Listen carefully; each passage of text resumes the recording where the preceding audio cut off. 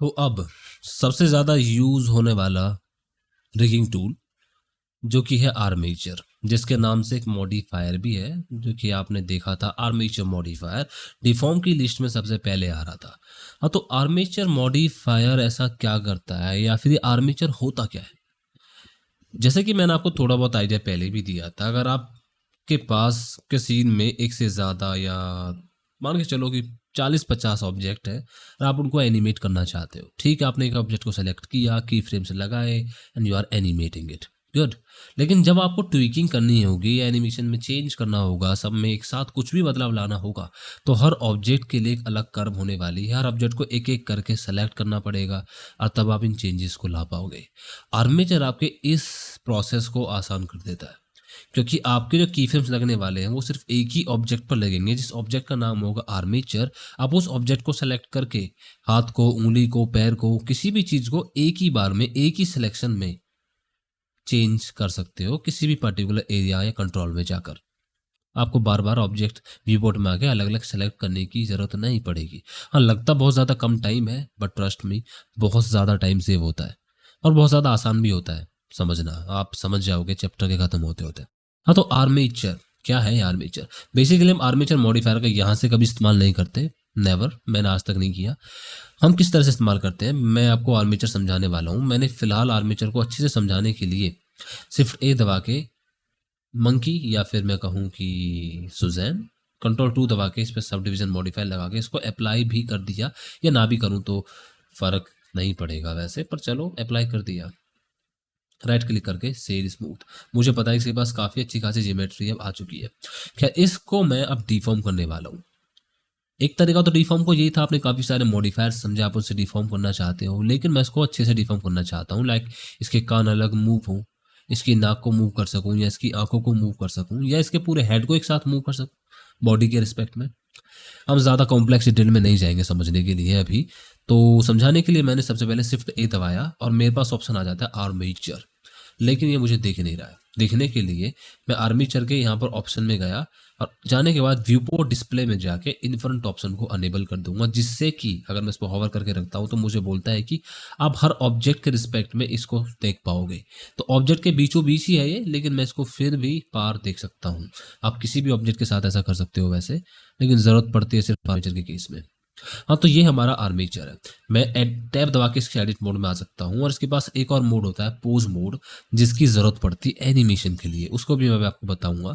फिलहाल मैंने इसके इस वाले पोर्शन को चुना जिसको मैं बोलता हूँ हेड, इसको बोलते हैं टेल, और ये होती है बॉडी। हेड और टेल से कनेक्शंस होते हैं, मूव मूव होता है। जैसे कि फिलहाल ये जगह है, तो जब मैं इस बॉल को मूव करूंगा पोज मोड में, जो कि अभी आपको बताऊंगा मैं थोड़ी देर में, फिलहाल मैंने इसको उठा के नीचे की तरफ कंट्रोल दबाते हुए स्नैप करते हुए जेड में नीचे की तरफ ले आया, यहाँ तक। ओके, ध्यान रहे कि हेड के अलोंग ही आप अपनी बाउंड को रोटेट कर सकते हो, यानी कि जब मैं इसको रोटेट करूंगा तो ये इस तरह से रोटेट होगी और इसका ओरिजिन यहाँ पर होने वाला है। ओके, दूसरी बाउंस और लेने वाला हूं मैं यहीं से, ताकि मैं बाकी को कंट्रोल कर सकूं बॉडी को। फिलहाल मैंने इसको राइट क्लिक करके सब डिवाइड कर लिया और यहाँ से एक और बाउंड ले ली, एक इस तरफ यहाँ तक और एक इस तरह से यहाँ तक। ऑल राइट, अच्छा एक काम और मैं यहाँ कर सकता हूँ। फिलहाल मैं इनका नेम देना शुरू करता हूँ। ध्यान रहे कि आप जब आर्मेचर का यूज़ कर रहे होगे या रेकिंग कर रहे होगे तो आप अच्छे से ऑर्गेनाइज रहें। ऑर्गेनाइज रहना बहुत ज़्यादा ज़रूरी हो जाता है। ये हेड है, ये नेक है, कैपिटल कर देता हूँ। और ये वाला हिस्सा थोड़ा अजीब हो गया है क्योंकि मुझे ऊपर से करना चाहिए था, तो उसको थोड़ा सा पीछे की तरफ लेके चलता हूँ मैं, इस तरह से यहाँ, और इसको यहाँ तक। ऑलराइट, सामने से बिल्कुल ठीक है, यहाँ से बिल्कुल ठीक है। और ये वाला हिस्सा मुझे थोड़ा नीचे की तरफ लेके जाना था, लाइक यहाँ तक इसकी गर्दन है तो यहाँ तक, बाकी सारा हेड हो गया। और ये कुछ इस तरह से, ये कुछ इस तरह से। ओके, इसका नाम दिया मैंने, कोई भी नाम नहीं देना इस बॉन्ड का। फिलहाल इस बॉन्ड को मैं सिर्फ बॉन्ड डॉट एल यूज़ करता हूँ। डॉट एल क्यों बताता हूँ अभी। और इसका यूज़ किया मैंने ईयर डॉट एल। इतना काम करने के बाद मैंने सबको सेलेक्ट किया सारी बॉन्स को ए दबा के राइट क्लिक करके सिमेट्राइज ऑप्शन को सेलेक्ट कर लिया, जिससे मेरी इधर वाली बॉन्स खुद इधर आ गई। लेकिन ये सिर्फ तभी हुआ जब मेरी बॉन्स की नेमिंग कुछ इस तरह से थी, क्योंकि मेरा डॉट एल था तो ब्लेंडर खुद समझ जाएगा अच्छा सिमेट्राइज करना है तो डॉट एल का मतलब ये लेफ्ट साइड है, तो डॉट आर करके मैं राइट साइड बना देता हूँ और ये पोर्शन आपका हो गया है। अच्छा ठीक है, इतना काम तो हो गया है, आपने बॉन्स भी दे दी है, सब कुछ हो गया है। अच्छा हेड को पहले थोड़ा सा ऑर्गेनाइज करना होगा, मैंने सही से नाम जगह दे दी है इसको, साथ में इसको भी सिलेक्ट करके करीब यहाँ तक ये आपका हेड हो गया है पूरा, ऑलमोस्ट लाइक दैट। ठीक है, तो आपने सबको नाम दे दिया, मैं इन बीच वाली बॉन्स को डिलीट कर देता हूँ क्योंकि मुझे इनकी ज़रूरत नहीं है। डिजॉल्व सिर्फ डिलीट ही करना है ताकि इनकी पेरेंट यही बॉन्ड रहे। ठीक है, अब देखो आप क्या करोगे। फिलहाल मैं आपको पोज मोड में आके दिखाता हूँ, कंट्रोल टैब दबा के पोज मोड में आ सकते हो या फिर यहाँ से आ सकते हो। बॉन्ड को मैं मूव कर सकता हूँ और यहाँ पर पेरेंटिंग काफ़ी ज़्यादा बेनिफिशियल हो जाती है। जब मैं इसको नेक को मूव कर रहा हूँ तो सारी बॉन्ड्स आपस में मूव हो रही है, लेकिन मैं नहीं चाहता, मतलब चाहता हूँ कि नेक के साथ ही सारी चीज़ें मूव हों, लेकिन जब मैं हेड को मूव करूँ तो ईयर्स मूव होने चाहिए। तो इसलिए मैंने दोनों ईयर्स को सेलेक्ट किया और सिर्फ दबा के लास्ट में इसको सेलेक्ट करके कंट्रोल पी दबा के ऑफसेट के साथ, ना कि कनेक्टेड के केस में दोनों कनेक्ट हो जाएंगी, तो कंट्रोल पी दबा के ऑफसेट के साथ मैंने इनका पेरेंट इसको बना दिया। सब कुछ वैसा ही होगा अभी पोज मोड में। आप जब इसको मूव करोगे हेड को तो वो बॉन्स फिर भी मूव होंगी।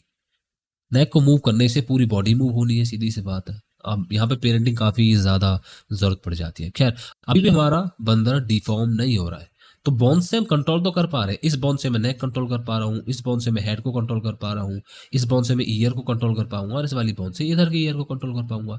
बट डिफॉर्मेशन तो अभी भी हो ही नहीं रही है। तो डिफॉर्मेशन समझने के लिए हमको क्या करना होगा, हमको इसको मतलब हर बॉन्ड को एक वर्टेक्स ग्रुप देना होगा। लाइक इस वर्टेक्स ग्रुप को ही तुम अफेक्ट कर सकती हो, मतलब एक पर्टिकुलर बॉन्ड को ये बताना होगा कि ये वर्टेक्स ग्रुप तुम्हारे इलाके में आता है, इस वर्टेक्स ग्रुप को तुम डिफॉर्म कर सकते हो। कितना डिफॉर्म कर सकते हो, कितना नहीं कर सकते हो, कितना कंट्रोल आता है, कितना नहीं आता है, ये सारी चीज़ें दी जाती हैं वेट पेंटिंग की मदद से। तो कैसे, सबसे पहले अपने ऑब्जेक्ट को सिलेक्ट किया, कंट्रोल पी दबा के मैंने इसको सिलेक्ट कर लिया, मतलब आर्मेचर को, सॉरी शिफ्ट दबा के अपने आर्मेचर को सिलेक्ट कर लिया एंड कंट्रोल पी दबाने के बाद अब मेरे पास ऑप्शंस थोड़े डिफरेंट आ गए। पहले पेरेंटिंग के ऑप्शंस में कुछ गिने चुने चार ऑप्शन होते थे, लेकिन अब आर्मेचर डिफॉर्म और साथ में बॉन्ड रिलेटिव ये ऑप्शन अलग आ गए। आर्मेचर डिफॉर्म में 3 ऑप्शंस हैं, मोस्टली यूज किया जाता है ऑटोमेटिक वेट्स, लेकिन अगले चैप्टर में या फिर जो हम ये सॉरी वीडियोस में जो हम कैरेक्टर अपना रिग करेंगे या डिफॉर्म करेंगे वहां पर एम्प्टी ग्रुप्स का यूज करने वाले हैं, बता दूंगा क्यों। मोस्टली हम ऑटोमेटिक वेट्स का यूज़ करते हैं, तो यहाँ भी मैंने ऑटोमेटिक वेट्स का यूज़ किया और वापस से मैं पोज मोड में जाके चेक करूंगा आर्मेचर के। अब देखता हूँ क्या सब कुछ ठीक ठाक है, सब कुछ ठीक है, डिफॉर्मेशन हो रही है, मेरा कान मूव हो रहा है, लेकिन कुछ अजीब सा व्यवहार हो रहा है। मतलब कान को मूव कराने से इसका सिर क्यों पिचक रहा है। आई मीन सिर तो स्कल का होता है, स्कल थोड़ी पिचकेगी भाई, वो थोड़ी डिफॉर्म होती है। सेम काम इधर भी हो रहा है। और अगर हेड को मूव कराता हूँ तो हेड तो बिल्कुल ठीक मूव हो रहा है, इसमें कोई दिक्कत है नहीं, दिक्कत है सिर्फ ईयर्स वाले पोर्शन में। तो इसको फिक्स कैसे किया जाए, इसको फिक्स करने के लिए आपको वापस से ऑब्जेक्ट मोड में आना होगा। आपने अपने इसको चुना या फिर सिर्फ इसको सेलेक्ट कर लिया, दोनों को सेलेक्ट करना होता है वैसे। इसको सेलेक्ट करने के बाद इसको एंड कंट्रोल टैब या फिर यहाँ से आप वेट पेंटिंग में आ जाओगे। अब कंट्रोल क्लिक दबा के किसी भी बॉन्ड पे क्लिक करो तो आपको उस बॉन्ड का इलाका दिख जाएगा, या फिर आप यहाँ से भी क्लिक कर सकते हो बॉन्ड को, क्योंकि अब वर्टेक्स ग्रुप में आपको सारी बॉन्ड्स यहाँ पर दिख जाएगी। अब तो जैसे कि आप देखते हो ईयर एल वाली बॉन्ड के इलाके में जो वर्टेक्स ग्रुप है, ये जितना भी इलाका आपको दिख रहा है जो भी कलर्ड है, ये सारा पोर्शन इसके हिस्से में आता है। अब यहाँ पर जो ब्लू वाला पोर्शन है उसका मतलब है 0, यानी उस पोर्शन को पूरी तरह से अफेक्ट नहीं करने वाला है, मतलब अफेक्ट ही नहीं करने वाला है। और रेड पोर्शन का मतलब ये है कि फुल अफेक्ट होगा इसका। और ये बीच के जो कलर हैं ये वही 50% या 50 से कम परसेंट अफेक्ट होगा। अब यहाँ पर थोड़ा ब्लू कन्फ्यूजन कर देता है, वैसे तो ब्लू में ही यूज़ किया जाता है इसका, लेकिन मैं ब्लू को कई बार डिसेबल कर देता हूँ और मैं यूज़ करता हूँ एक्टिव का सिर्फ, ताकि सिर्फ एक्टिव को ही दिखाए। यहाँ मुझे पता चल जाता है कि कौन से इलाके में वेट है, कौन से में नहीं है। हालांकि इसकी अपनी प्रॉब्लम्स हैं और इस प्रॉब्लम से आप आसानी से निकल नहीं पाओगे, तो मैं सजेस्ट करता हूँ कि आप नन में ही रहे तो ज़्यादा ठीक रहेगा। हाँ, तो मुझे किसी भी तरह इस ईयर में वेट कम करना होगा, साथ साथ में मैं सिमेट्री ऑन कर देता हूँ ताकि जब इधर का बंद करूँ तो उधर का वेट भी खुद पे खुद ठीक हो जाए। साथ में हेड भी चेक कर लेता हूँ, कंट्रोल क्लिक करके मैंने हेड बॉन्ड पे क्लिक किया या फिर यहाँ से हेड सेलेक्ट कर लिया तो ये हेड का रीजन आ जा रहा है, मीन सारे रीजन्स को हेड कंट्रोल कर रहा है। हेड में कोई दिक्कत नहीं है, लेकिन हेड को मुझे ये वाले पोर्शंस देने होंगे। तो मैं वेट पेंट में जाकर ड्रॉ ऑप्शन चुना हुआ या फिर कोई और चुन सकता हूँ। मोस्टली जो यूज़ करते हैं मिक्स का यूज़ करते हैं, तो मैंने मिक्स का यूज़ किया। और यहाँ से मैं स्ट्रेंथ कंट्रोल कर सकता हूँ कितना ज़्यादा अफेक्ट करेगा। लाइक स्ट्रेंथ 0.5 रखी, वेट फुल, और मैं वेट फुल देके इसको वेट देना शुरू कर दूंगा हेड को, कि भाई ये वाला पोर्शन इससे अफेक्ट होना चाहिए। एफ दबा के आप ब्रूस का साइज बड़ा कर सकते हो, शिफ्ट एफ से आप इसकी स्ट्रेंथ को कंट्रोल कर सकते हो। वैसे वहां से करो तो ज़्यादा अच्छा है। तो मैं जल्दी से जो जो इससे अफेक्ट होने वाले हैं, मेरे हेड के अंदर आने वाला है, उन सबको कर देता हूँ। देख रहे हो आप, इधर खुद पे खुद अफेक्शन हो रहा है। तो मुझे सिर्फ एक तरफ की साइड ही सेलेक्ट करनी होगी, दूसरी तरफ की साइड नहीं करनी होगी। तो ये सारे पोर्शंस मेरे हेड वाले केस में आ गए। यहाँ तक मेरा हेड कंट्रोल करेगा। वैसे मुझे स्ट्रेंथ फुल रखकर वेट ही कम रखना चाहिए, क्योंकि उससे अजीब से वियर्ड बिहेवियर देखने को नहीं मिलते। मतलब कहीं ज़्यादा डार्क है, कहीं लाइट है, कुछ ऐसा देखने को नहीं मिलता है। ये बात अच्छी होती है। तो ध्यान रहे, स्ट्रेंथ को आप हमेशा फुल रखें और वेट को आप कम ज़्यादा करते रहें। हाँ, तो मैंने अपने हेड को पूरी तरह से वेट दे दिया है। अब मैं चाहता हूँ कि यहाँ धीरे धीरे वेट कम करते करते यहाँ पर ये हिस्सा भी थोड़ा बहुत हेड के सेम आए। सीधी सी बात है, कान वाली बोन तो हेड की बोन से ही चलने वाली है, तो वो तो चलेगी ही चलेगी, लेकिन साथ में ये भी चले। अब क्योंकि मैंने मिक्स लगा हुआ है, तो सारा काम इस तरह से हो रहा है यहाँ पर। मिक्स के साथ साथ आपके पास और भी ब्रश, आप इन ब्रश का इस्तेमाल कर सकते हो, लाइक ऐड का, लाइटन का, सबट्रैक्ट का, अगर आप एरिया को घटाना चाहते हो तो। हाँ, जैसे कि सबट्रैक्ट का इस्तेमाल करने वाला हूँ मैं इसके केस में। मैं चाहता हूँ कि ये वाले पोर्शन इससे अफेक्टेड ना हो। अब ये जो अजीब से आपको आर्टिफैक्ट दिख रहे हैं, इसी वजह से, क्योंकि मेरे पास ज्योमेट्री इतनी अच्छी नहीं है, इसी वजह से आप इनको देख पा रहे हो। तो इन सारे इफेक्ट को मैं जल्दी से हटा देता हूँ। ये सब हिस्सा अफेक्ट नहीं होना चाहिए, सिर्फ वही पोर्शन अफेक्ट हो जो मैं चाहता हूँ।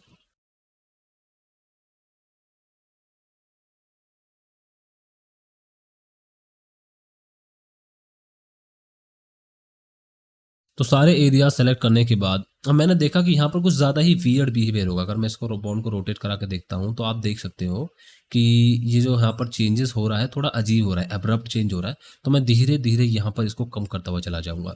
यानी कि मुझे क्या करना है, सबटेक्ट तो मेरे पास है ही, सबटेक्ट का साथ में इस्तेमाल करते हुए स्ट्रेंथ कम करनी होगी, और धीरे धीरे मैं इसको यहाँ पर अफेक्ट करता हुआ चला जाऊँगा, ताकि ये हिस्सा कम अफेक्टेड हो, कुछ इस तरह से।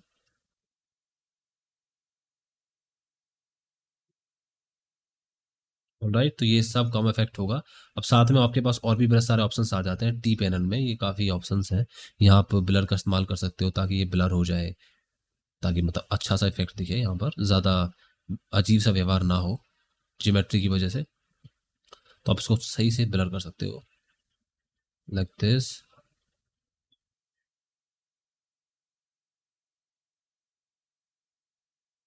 अब अपने कान को जब मूव करके देखते हो, तो अब आपकी रोटेशन या फिर जो आप डिफॉर्मेशन कर रहे हो, एक बार को ठीक हो रही है। लेकिन एक चीज़ और, जब मैं इसको मूव कर रहा हूँ, तो आईब्रो वाला पोर्शन अभी भी डिफॉर्म हो रहा है यहाँ पर। तो मुझे ये फिर से हटाना होगा, सबट्रैक्ट करके ये मैंने हटा दिया। अब मूव करके देखता हूँ, अब ठीक है, सिर्फ कान ही मूव होगा। हालांकि कान इतने ज़्यादा मूव नहीं होते जितना मैं कर रहा हूँ, इसलिए मुझे थोड़ा अजीब सा लग रहा है। हल्के फुल्के मूव होते हैं। तो अब ये बिल्कुल ठीक सही तरह से मूव हो रहा है, और साथ में इधर का खुद पे खुद चेंज हो गया है। ऑलराइट, वापस से मैं अपने ऑब्जेक्ट मोड में आ सकता हूँ और अपने आर्मेचर को सेलेक्ट करूंगा, और आसानी से किसी भी बॉन्ड की मदद से अपनी बॉडी को कंट्रोल कर सकता हूँ, कुछ इस तरह से। ओके, तो ये मेरा बंदर अब पूरी तरह से मेरे कंट्रोल में है। मैं इसको आसानी से डिफॉर्म कर सकता हूँ, एनिमेट कर सकता हूँ। तो बस यही है जो आपको आर्मेचर के बारे में पता होना चाहिए। आर्मेचर के पास तीन चीज़ें हैं। ऑब्जेक्ट मोड तो है ही, जहाँ आप आर्मेचर को बनाओगे, मतलब एक तरीके से एज अ ऑब्जेक्ट लोगे। फिर एडिट मोड में जाके आप नई बॉन्ड्स ऐड करते हो, उनको सही जगह पर लगाते हो, और फिर पोस्ट मोड में जाके आप उनको एनिमेट कर सकते हो। लेकिन एनिमेट करने के लिए आपको पहले डिफॉर्मेशन अनेबल करनी होगी, जिसके लिए आपको पेरेंटिंग करनी होगी। या तो आप एम्प्टी ग्रुप में जाओ और एम्प्टी ग्रुप में जाके वर्टेक्स को खुद पे खुद पेरेंट करो, या फिर जहां आपकी बॉन्ड है, ब्लेंडर खुद अपने हिसाब से पेरेंटिंग या फिर वर्टेक्स वेट पेंटिंग करेगा। फिर आप उसको थोड़ा बहुत फिक्स कर सकते हो। बहुत सारे ऑप्शंस हैं, आपकी मर्जी, आप कोई सा भी तरीका यूज़ करो। बस ये बात याद रहे कि आर्मेचर से एनिमेट करना आसान होता है। ठीक है, आप बॉन्ड्स को लेयर्स में डाल सकते हो कि लाइक इस केस में सिर्फ ये वाली बॉन्ड अनेबल हो, ये ना हो। ये सारी चीज़ें हम आगे समझेंगे। ठीक है, बॉन्ड की आप शेप भी चेंज कर सकते हो, लाइक स्टिक दिखें या बी बॉन्ड दिखें। अब शेप दिखने से कोई खास फर्क नहीं पड़ता, लगभग चीज़ें सेम रहती हैं। हालांकि बी बॉन्ड का केस थोड़ा डिफरेंट है, यहाँ चीज़ें बदल जाती हैं, क्योंकि बी बॉन्ड के केस में बॉन्ड की काफ़ी प्रॉपर्टीज़ भी चेंज हो जाती हैं, डी फॉर्म वाले केस में यार ये सारी चीज़ें, क्या बहुत सारी चीज़ें हैं जो मैं आपको बता सकता हूँ। वो सब चीज़ें हम अगले चैप्टर से समझना शुरू करेंगे जब हमारी रिगिंग अब शुरू होगी। तो अगली वीडियो में, मैं बार बार चैप्टर बोलता हूँ, अगली वीडियो में मैं आपको बताऊंगा कि हम किस तरह से बॉल को रिग कर सकते हैं, लेकिन उसके लिए पहले मुझे एक बॉल मॉडल करनी होगी। तो मैं जल्दी से एक बॉल मॉडल कर लेता हूँ और मिलता हूँ आपसे अगली वीडियो में।